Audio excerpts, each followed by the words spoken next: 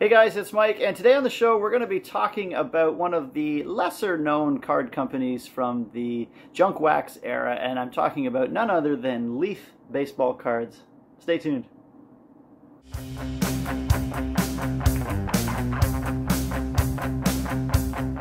In 1948, Leaf would release its first set of cards, and it was a small set, and it would have such key cards as Satchel Paige and Jackie Robinson, but it would kickstart the card market again after World War II, and soon after that we'd see Bowman and Topps join. Leaf did only one set though, and would be once again out of the market for years to come after that. So back in 1988, I was 9 years old and went into a baseball card shop and saw a box of 1988 Donruss baseball cards for sale. And I had saved up my money and wanted to buy some packs of Donruss baseball cards. Dale Murphy on the box there. Everybody recognizes this box, I'm sure. And, you know, it was kind of this big moment for me. This is my first baseball card purchase. I really wanted to get this. And I changed my mind when I got to the store. The guy who owned the shop said, yeah, you could buy some packs of this, but I just put together a box with a complete set of 1988 Leaf baseball. And they're the exact same card, just it says Leaf on the top.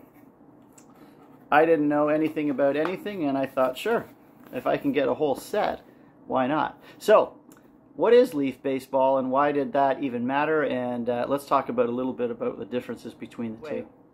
And in the 1980s, the Donruss Baseball Card Company decided to resurrect the Leaf brand and release cards, and it was for the Canadian market. And the Canadian market sets were different than what was made for the US market. So buying this box of Donruss was totally available, and certainly plenty of it in 1988 in Canada. But Leaf was half the size of a set. So I think this is almost 700 card set, and Leaf was just under 300 for a set. And the cards featured more Canadian content. There were more Montreal Expo and Toronto Blue Jay cards in these sets, and there was also a couple of cards that were actually dedicated to Canadian markets. So let me show you an example of one of them right now. So here's an example of one of the Canadian cards released in the Leaf set. This is a Tim Wallach card saying Canadian Greats with the Expos. So that one did not appear in the Donruss set that year. The other thing that's kind of interesting about all of these cards is on the back it is also in French. So it recognized the two official languages of Canada and put them in there. So that's kind of what separates them from Donruss. The set was 264 cards. They did do the puzzle that Donruss cards also did every year. And the big rookies were still the same. The biggest one being the Roberto Alomar rookie from that year. And the card looks identical to the Donruss card, only has the Leaf logo on the top. So pretty well all the same. The numbering is different though as well. So there you go. That is some of the differences in 88 Leaf to 88 Donruss. But overall the design was the same. Now I got in kind of late on this and didn't know anything about anything when I bought this. And now I know that Leaf actually did a little run through the 80s. So let's talk about some of the earlier 1980s Leaf sets.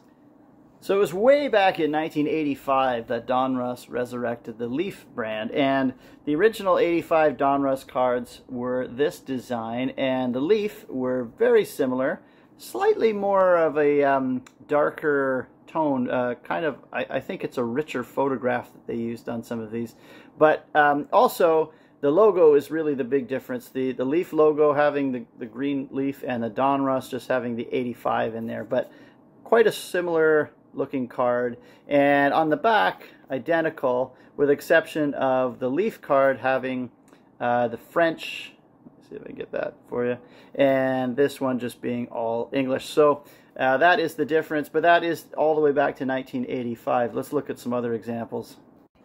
And the same with the 1986 Leaf set. We have identical cards. Here's Tony Gwynn and Tony Gwynn. So Donruss and Leaf and everything's the same except for the little logo in the top, the Leaf logo being a little bit larger. But the backs, everything's the same and identical. Again, the Leaf card has French. That's the only difference. So each set just mirrored the other ones, but the actual size of the sets was a lot different. The Leaf sets were a lot smaller and again focused more players on the Canadian teams. But other than that, they were the same and used the same images. 1987 was the exact same setup. We have the Donruss, there's an Ozzie Smith, here is the Leaf card. The Leaf had that yellow leaf, which somehow makes the side yellow of these pop a little more. I'm not sure why, but it seems to tie it in.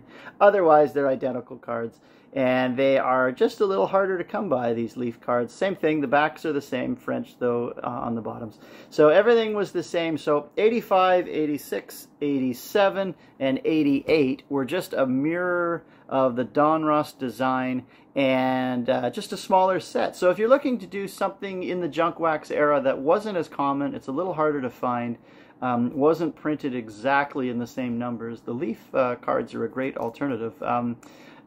Even living in Canada, I do find them not to be totally common to come across. It's not something you see all the time. So if you are out looking and you see some of these great cards, they are of the junk wax era, but that is my favorite era, and I do think they are a pretty cool thing to get into and collect because they are a little bit more obscure, and you can get Donruss stuff, you know, especially in the late 80s and early 90s, pretty, you know, easily. So there was no set in 1989 for Leaf, and in 1990 they came roaring back with a brand new design and became the premium brand. After releasing nothing in 1989, 1990 Leaf came storming back with one of the hottest cards in the trading card hobby, and that was the Frank Thomas rookie card. And this new flashy design really helped, along with Upper Deck, to set the benchmark for what cards should look like at that time. And they also had a photo on the back, which was, along with Upper Deck, one of the first companies to do that as well. So the card design went way up. In 91, they added the photo corners to each picture and had a card that had also a photo on the back. So that was the 91 design. 92 was a little more plain. Had that kind of, there's a Nolan Ryan from the 92 set, but they also that year started to release black parallels, gold, I think they were called gold edition, yeah, gold edition parallel cards that were coming out, and started to be more chase cards for the set. And by 93 the look of the cards had really taken off, and they were into these great designs that were mostly a picture, and on the back they had skylines of the cities that the players played in. So by 93, Leaf really is one of the ultimate cards in the hobby, and it forces companies like Topps to release Stadium Club, Score put out Pinnacle, and you see other trading card companies having to catch up with what's going on in Leaf. So there's a brief look at the history of Leaf baseball cards. Huge place in my heart for Leaf because they got me into baseball cards, and in fact they got me into collecting anything. I didn't collect anything at age 9 until I bought this Leaf set, and at that point I was hooked and I thought this will be great.